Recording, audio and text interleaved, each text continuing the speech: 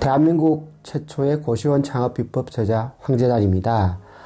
오늘의 주제는 부동산 시설권리금 양도 양수도 계약서에 대해서 설명을 드리겠습니다.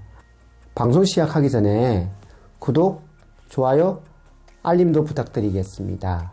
고시원을 계약하기도 했을 때 제일 먼저 하게 되는 게 시설권리금 계약을 하게 되겠죠. 일단은 건물 자체에 대해서 확인을 해야 되기 때문에 등기사항 전부 증명서를 발급받으셔서 소유주를 확인해야 될 거고요. 그리고 가장 중요한 맨 마지막에 나오는 채권 최고액, 쉽게 하면 소유자가 얼마나 대출을 받았는지를 확인하셔야 합니다. 보통 120%에서 130%가 표시가 되게 되어 있습니다.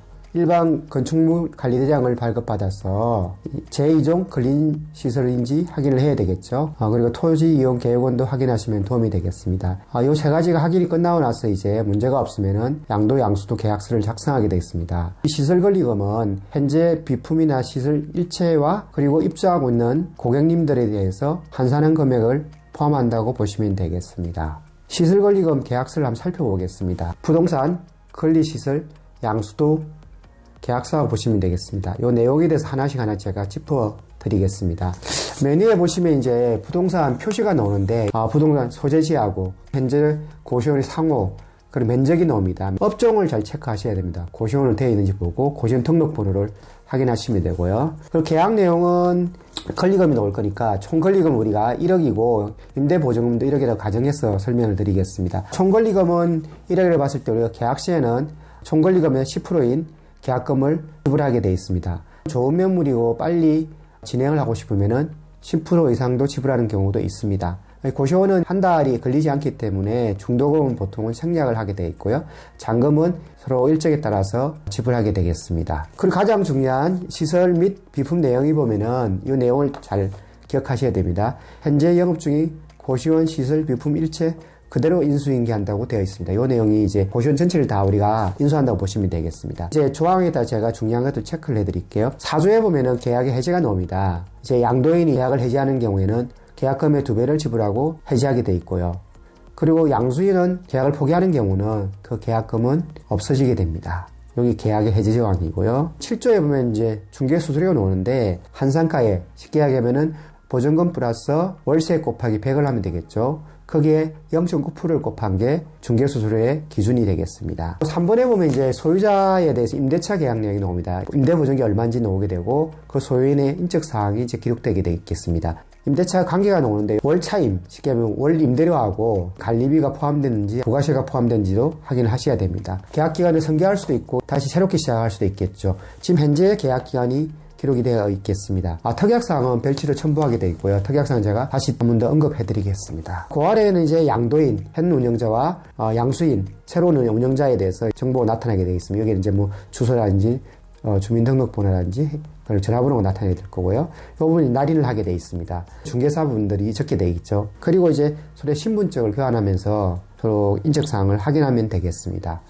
특약사항을 넘어가서 중요한 부분을 체크를 해드리겠습니다. 가장 중요한 게 이제 고시원 같은 경우는 안전시설 등 완비증명서가 발급되지 않으면 고시원을 할 수가 없기 때문에 그 조항이 가장 중요합니다. 읽어드리면 첫 번째는 아까 이제 언급한 것처럼 등기사항, 전부증명서와 일반 건축물 관리대장, 토지이용계획을 확인하고 이제 계약을 체결하는 거고요. 두 번째는 아까 일체 전체 시설과 제품을 포괄 양도 양수한다는 이야기고요.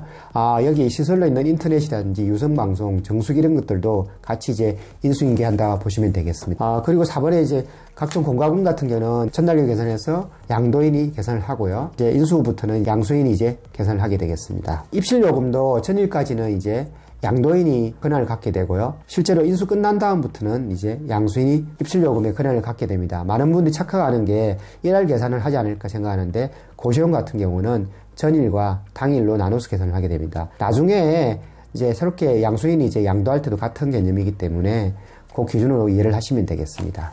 임차료가 만약 인상될 때는 계약을 해지할 수 있는 조항이 들어가 있습니다. 왜냐하면 과도하게 임대료 인상하게 되면은 이제 새로운 양수인이 수익을 내는데 새로운 상황이 있을 수 있기 때문에 그런 조항이 포함되어 있습니다. 가장 중요한 조항 마지막에 언급하겠습니다. 그런 경우 많지 않지만은 양도인이 누수를 바라지 않고 이제 누수가 발견되는 경우가 가끔 있을 수 있는데 그 조항을 이제 양도 1개월 내 누수 발생 시 수리 비용은 양도인이 책임진다는 내용에 대해서도 특약사항으로 기입하고 있습니다. 이 조항은 사실은 이제 양도인과 양수인에 따라서 이제 포함될 수도 있고 비포함이 될 수도 있습니다. 잔금일은 사실은 우리가 뭐 보통 한 달 후 정하지만은 진행이 빨리 되었을 경우는 잔금일을 당겨서 빨리 인수하는 경우도 있을 수 있습니다. 뭐 계약하면 당연히 이제 우리가 양도인을 이렇게 들어가야 될 거고 나머지는 이제 상가 임대차 보호법에 따라서 진행하면 되겠습니다. 가장 중요한 안전시설 등 완비증명서가 발급이 되지 않으면은 고시원을 할 수가 없기 때문에 발급 책임은 양도인에게 있고 명의 변경을 위해서 사전 점검을 받게 돼 있고요. 비용도 지불하게 돼 있습니다. 그리고 만약에 이제 이게 새로운 양수인이 명의 변경이 되지 않는 경우는 뭐 이유 없이 계약을 해지하게 돼 있습니다. 이 부분을 잘 기억하시면 좋을 것 같고요. 그 아래는 마지막에는 양도인, 양수인 사인을 하면 되겠습니다. 한 번 더 정리를 하면은 시설 권리금이 갖고 있는 의미가 현재 전체 시설과 그리고 입실하고 있는 고객분들의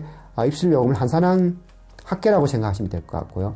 그 특약사의 가장 중요한 부분이 이제 안전시설 등 완비증명서 발급이 되지 않으면 계약이 해지될 수 있고 발급에 대한 책임은 양도인에 있다는 이야기를 생각하셔야 될 것 같고요. 그리고 소유자를 체크하실 때는 이제 채무가 너무 많으면 나중에 뭐 경매가 발생할 수 있기 때문에 그 부분을 잘 체크하시면 좋겠습니다. 방송 끝나기 전에 구독, 좋아요, 알림을 설정하시면은 계속 좋은 정보를 받아보실 수 있습니다.